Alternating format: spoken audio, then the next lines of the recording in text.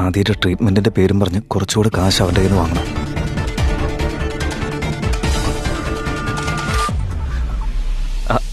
ചേട്ടാ ചേട്ടാ, ഞങ്ങള് ചേട്ടനെ കാണാനകത്തേക്ക് വരായിരുന്നു. എന്തു പറ്റി?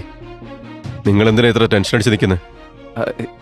ഇല്ല, അങ്ങനെയൊന്നുമില്ല. അങ്ങനെ ടെൻഷനൊന്നുമില്ല ഞങ്ങൾക്ക്. പിന്നെ അനിക ഇവിടെ, അവള് ഉറങ്ങിപ്പോയോ? ഇല്ല, ഇതുവരെ ഉറങ്ങിയിട്ടില്ല.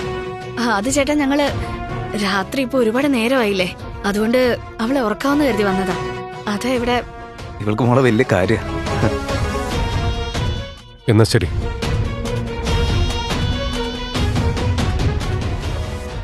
ഇത് 10 കോടി രൂപയുടെ ചെക്കാണ്. ഇത് വെച്ച് നിങ്ങൾ ആദിത്യയുടെ ട്രീറ്റ്മെന്റ് നല്ലപോലെ ചെയ്യാം. പിന്നെ ഒരു കാര്യം ഓർമ്മ വെച്ചു, ഈ പണം ആദിത്യക്ക് വേണ്ടി മാത്രമുള്ളതല്ല.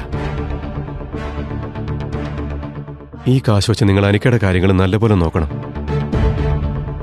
അനിക്കയ്ക്ക് ഇവിടെ ഒരു കാരണവശാലും ഒരു തരത്തിലുള്ള കുറവുണ്ടാകാൻ പാടില്ല. ശരി ചേട്ടാ. താങ്ക് യു ചേട്ടാ. Alright, ready children? ഇന്ന് ബിസ്ക്കറ്റ്സ് ആണ്, കഴിക്കേ. Good boy and good girl. വയറ് നിറച്ച് കഴിച്ചോ? ഓക്കെ, കഴിക്കേ. കമോൺ. കഴിക്കാനിക മോളെ. കാരണം എന്താന്ന് വെച്ചാലേ, ഇന്ന് ഈ വീട്ടിലെ നിന്റെ അവസാനത്തെ ദിവസമായിരിക്കും.